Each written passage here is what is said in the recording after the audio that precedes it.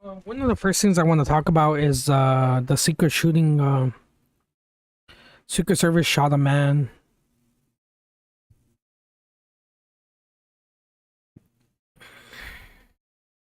Oh shoot! I have to. Hey, let me hide my screen for a second. I don't want you guys to see my email. I don't want to dox myself.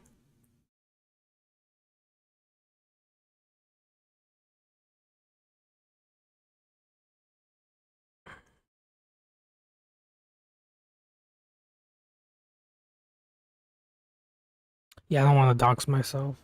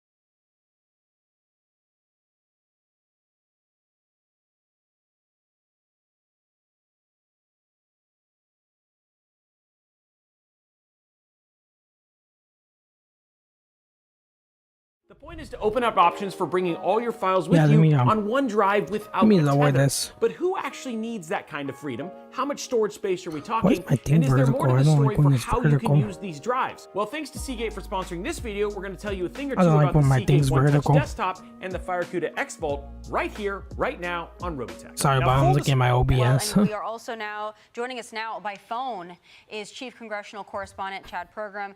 He had been following this breaking news story and has all the details on what happened. We're so grateful, Chad, we have you by phone. Can you break this down for us? Well, Tommy, this is what always happens when we have something like this. I always start to check in on the security situation at the White House, but this is what happened around 6 o'clock this evening.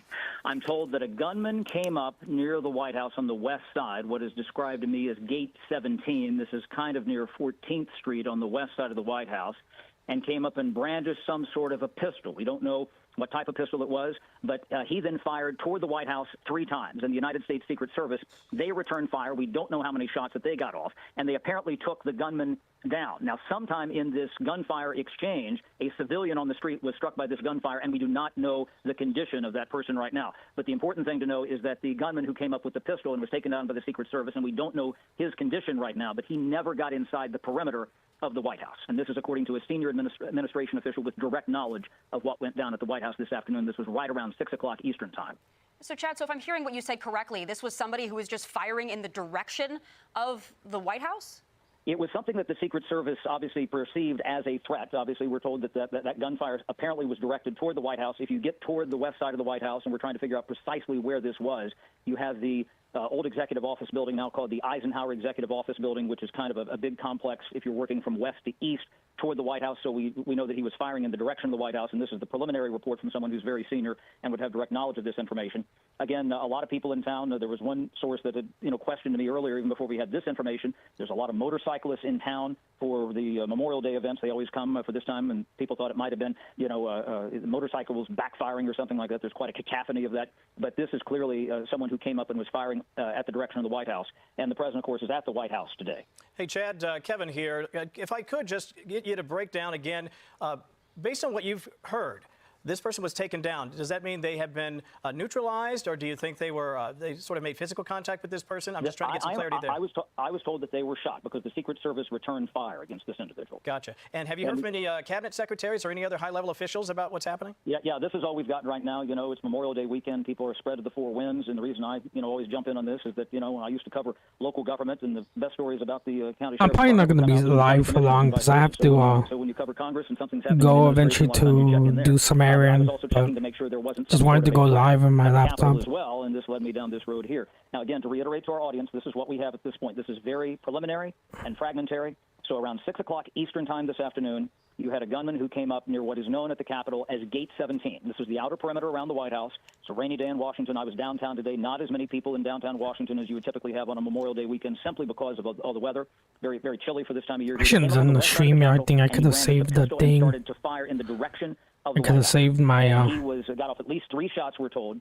And the United States Secret Service returned fire, took him down, and there was a civilian somewhere on the street who was struck by this gunfire. We don't know by whose gunfire right now. Yeah, we know the suspect's name already, but I'm gonna do a short about it. So at the orientation here, you can see, and there's this ambulance in the video going by here. The Eisenhower Executive Office building.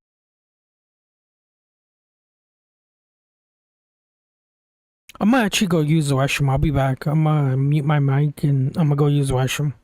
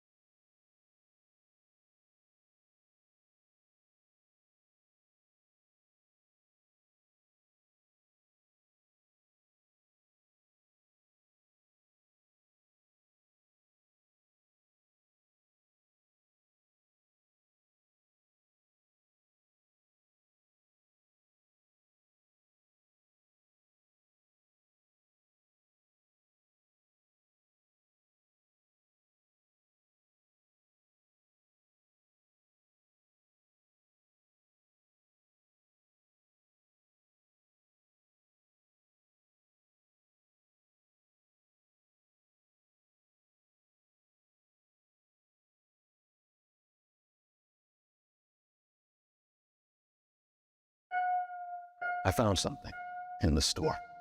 Okay. What did you find? A place. I found a place.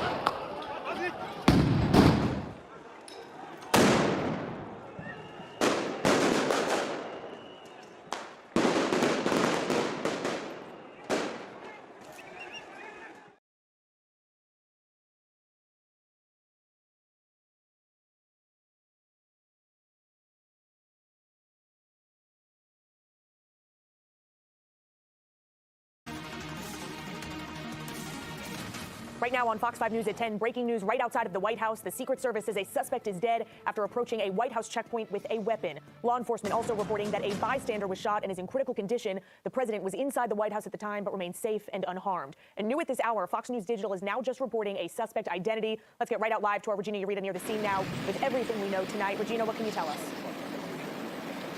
Yeah, well, Sydney, we're learning new details about the shooting that happened very close to the White House, as well as the shooter involved in this incident. Now, the scene remains active, just how you're looking at it right now. We have the Secret Service who's here on standby, as well as MPD and several patrol cars here on Pennsylvania Avenue between 18th Street and 17th Street. This is as far as we can go. You see that perimeter line securing this area. And as mentioned, just a large police presence. But let's get to some video here of when we got here. We know a little bit more of what unfolded. The Secret Service is just after 6 p.m. on Saturday. A man approached a security checkpoint near 17th Street and Pennsylvania Avenue, pulled a gun from a bag and opened fire on officers. Secret Service returned fire. He was then taken to the hospital where he later died. Officials say a bystander was also hit by gunfire, but investigators are still trying to determine whether that person was shot by the suspect or caught in the crossfire. No Secret Service officers were hurt. The president, we can confirm, was inside the White House at the time, but was not impacted. Now, multiple sources tell Fox News Digital the suspect was 21-year-old Nazir Best of Maryland. Sources say he allegedly had prior encounters with the Secret Service and a history of mental health issues.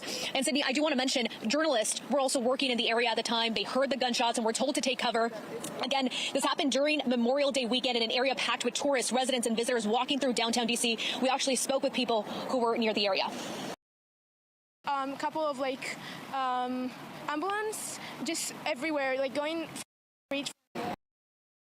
Trump unleashed ICE on our communities. I'm Ana Caballero. As state treasurer, I'll make sure no public money is used to support ICE. No taxpayer money, no state investments, no tax breaks for companies that support ICE. My heart's fine. I'm only 40. Ignoring your heart health risk remains active with that large police presence. As soon as we know any other details regarding this incident, we'll be sure to share it with you. But that is the latest coming from on scene. Back to you. Regina Ureta reporting tonight. Thank you. Security remains tight inside and outside of the White House. The checkpoints are heavily guarded. So to give us some perspective on this situation, I want to bring in former FBI agent Richard Kolko. Rich, thank you so much for joining us again. You and I spoke, I believe, in the 8 o'clock hour, and you said to me that to you, this did not look like someone seriously trying to assassinate the president. Why is that? Well, a person comes up maybe at a metro or just down the street down 17th there.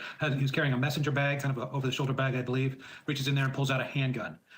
That's no way to breach the White House. You know you're not going to get to the president. So he may have been a grievance collector, as we call it, or just wanted to send some sort of message to the White House or to the administration, and cost him his life. And unfortunately, somebody else is seriously wounded as well. Rich, Fox News Digital, as Regina just told our viewers, is reporting that this suspect had prior encounters with U.S. Secret Service on at least 2 occasions in 2025 and a history of mental health issues. What does that say to you? It says that the FBI, Secret Service, and I believe ATF and Metro PD all were aware of him. Yes, I learned a little bit as well. One time for trying to go through one of the White House gates, and one time for blocking a vehicle entry at the White House. So those are his 2 encounters, both of them in 2025.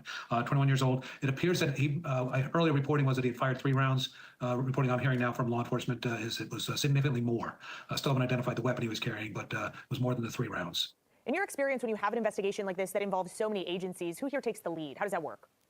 Well, attempted assassinations and such are investigated by the FBI. The intelligence portion will be handled by the Secret Service, and Metro PD, because this happened in Washington, D.C., will play a major role in both ends of the investigation. So it'll be a task force or group effort to get to the bottom of this. Rich, we always appreciate having you on here on Fox 5 on a Saturday night, though unfortunately this is the second time we meet now in less than a month. Of course, you and I talked at the time of the shooting at the White House Correspondents' Dinner.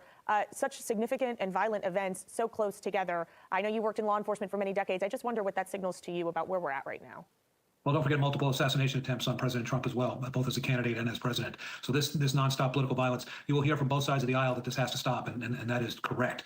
People taking these actions is just unfathomable and unsustainable for our country. It has to be put to a halt. I think that people are just reacting so quickly. I believe that a lot of it comes down to, well, in this case, it may be mental illness. We'll learn more in the coming days and weeks. But also a lot of this has to do with social media. We saw last week there was the attack on a mosque in San Diego, and those 2 very young men were radicalized, likely via social media. So what's happening is a lot of people are going on to these chat rooms, video game players, communicating with others, finding people like-minded, validating their thoughts, validating their plans, and then taking action. A really, really dangerous environment that we're not just heading into, but we're actually into right now. No doubt about that. Retired FBI agent Richard Kolko, thank you so much for your perspective again tonight. As we mentioned, this, of course, comes nearly a month after that shooting at the White House Correspondents' Dinner. You might remember a California man, Cole Thomas Allen, was accused of trying to assassinate President Trump. He remains in federal custody tonight and has pleaded not guilty to the charges against him. And following that scare, Secret Service officers shot a suspect they said had fired at officers near the Washington Monument, also near the White House. A Texas man was charged in connection with that May 4th shooting, and a teenage bystander was wounded there.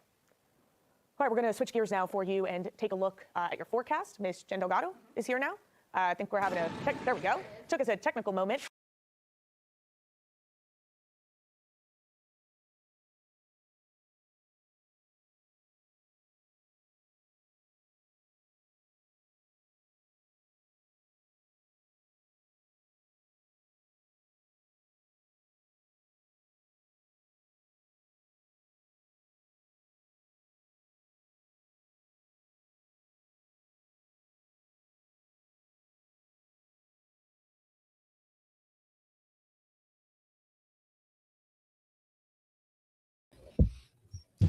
All right, we're live. It's Saturday, 5:40 p.m. on the East Coast. Tim's out west, and we got breaking news. Unlike the last fits and starts, it does appear, Tim, that we are on the verge of an actual Iran deal. You can call it a extension of the ceasefire, a memorandum of understanding, but some sort of negotiated temporary settlement is close. Trump tweeted about it this afternoon. It's a lot of words. I don't need to read them all. Maybe we could put it up on the screen so folks can see it. But it was just a summarization. He talked to a lot of leaders in the Middle East. He made it clear that they're near the final aspects of a deal. They're currently in discussion, really just kind of down to the wordage. He did say, and we'll get to this in a little bit, that the Strait of Hormuz will be opened. Now, there's some questions about how true that is. But I have my takeaways on this. But Tim, I know you had a few thoughts here about sort of what's happening. Yeah, I mean, look, I guess it is important to just say, certainly preferable that Trump humiliates himself and surrenders and does a deal worse than the Obama deal, as opposed to, ending the Iranian civilization or unending escalation. So that's worth noting. I think that, and we can get into kind of the details of what's happening to the extent that we know, but just looking at this from a political perspective, just a total unmitigated disaster for him. If you created a Venn diagram of people who thought the war was a good idea and think that this deal is a good idea, it's like literally people on his payroll. It's Trump and Witkoff, and I guess probably I'm sure Scott Jennings and CNN just pays him to say whatever Trump wants. The right? MAGA accounts are loving it. They think he's brought peace to Earth. But other than that, right, yeah. I mean, the Trump fanboys who just will say anything Trump could. But like the core group, which of people that wanted this, the more hawkish wing of his administration and his movement, the Lindsey Grahams, the Mark Levins, the FDD, Mark Dubowitz, and that crowd, and they're all trashing this right now on social media. They're livid. They are livid. Yeah. Hair on fire, livid. Right. I think it's important to explain why. So again, everything is so tenuous. We don't really know what's real, but the sort of outlines from all the reporting that's happening are this. There will be a cessation of hostilities. There will be some form of sanctions relief over time for the Iranians. There might be some sort of check on their missiles, I guess, but there will be, according to the Wall Street Journal, the main goal will not prevent Iran from ever acquiring a nuclear weapon, which was Trump's main goal. It would prevent the restart of a war in the Middle East that the Middle Eastern countries didn't want to have. It would alleviate a global economic crisis spurred by the closure of the Strait of Hormuz. But it's not clear if the Strait of Hormuz will be open or if there will be a toll attached to ships going through the strait. So those are the details that we know. And yeah, if you held it up against the Obama nuclear deal, it looks comparable or worse. Yeah, I mean, significantly worse. And this is the thing, like the original sin of this war was that there was no rationale or strategic purpose for it originally, right? Like it was not clear what it was, right? Like at first, it's worth saying that he demanded unconditional surrender. That was that was what he was saying. The initial bombing, that was the standard Trump set, that we're going to not stop until Iran gave us unconditional surrender. We're extremely far from that. Around that same time, the other thing that he was talking about was it was important that he wanted overthrow of the regime and freedom for the Iranian people. Freedom for the Iranian people was part of the original pitch for this. Regime change was part of the original pitch for this. None of that. None of that. We're not even in the ballpark of all the opposite, right? Like the regime is stronger. Trump is the one that is offering close to like surrender. So he's achieved none of that original goals. Then after the war started, it was clear immediately he was not going to achieve any of those goals. They pivoted to like a new set of objectives, right? Which was we're going to limit Iran's power to ability to project power in the region. We're going to get rid of all that. Yeah, we're gonna get rid of all the nuclear material. Not happening. None of that is happening. So none of the goals that they set, which were changing and moving and kind of opaque, but any of the ones that they said over the course of the last 3 months, like none of that has come to pass, and Iran is in a stronger strategic position. And so it's not surprising that you have the people that were supporting the war because they believed in whichever one of those series of objectives were important, being the people who are unhappy today because he's not achieving any of the objectives that they thought that they were going to get. Now they were stupid to get into a deal with Trump. They should have known they weren't going to get any of those deals. But I kind of want to spend the day just like dunking on Mark Dubowitz and my friends and commentary and all the like John Podretz. I do kind of want to spend the day dunking on all them because it was pretty obvious from like the first second of the war that this was not going to happen. But anyway, but the alternative is what? Him wiping out civilization and taking out the power plants? I'm saying, can I not make fun of them? Can I not make fun of them for being stupid? But we have a special guest. We smuggled him into Tehran under the dark of night, and he's there from an undisclosed location. Andrew Egger, what's it like on the streets? Pandemonium. No, I'm in Alexandria, Virginia, about as far from Tehran as it's possible to be on this earth. Basically the same place. Yeah. I don't know. I came in late. I was eating dinner when I saw you guys were going live. So what do you want me to talk about? You can't just throw to me. Well, we're trying to sort of assess how to process this because I mean, on the one hand, it's not continuous war for unstated purposes and like an escalation, as far as we can tell. And then the other hand, it's like it achieves like none of the objectives that Trump wanted to set out. I guess I'll toss it to you because we can put up the Lindsey Graham tweet this morning because Tim kind of references how bad some of the Trump supporters are freaking out. This is Lindsey Graham. It's relatively muted for Lindsey, but he writes, if it is perceived in the region that a deal with Iran allows the regime to survive and become more powerful over time, we'll have poured gasoline on the conflicts in Lebanon and Iraq. A deal that is perceived to allow Iran to survive and possess the ability to control the strait in the future will put Hezbollah in Lebanon and the Shia militias in Iraq on steroids. This is one of a couple tweets that he put up today. Roger Wicker was another one who's worried about this war. I mean, yeah. They're not like, I don't think he's particularly wrong, but what did you expect? What's the alternative, right? Yeah, I mean, these guys are, for the record, completely correct on the factual merits of this. Like, it's true that having gone to war with Iran and like thrown. Yeah, this whole Iran thing was a mistake. I don't know what the heck Trump is thinking with this Iran deal. What the heck? Why is my like frames that low?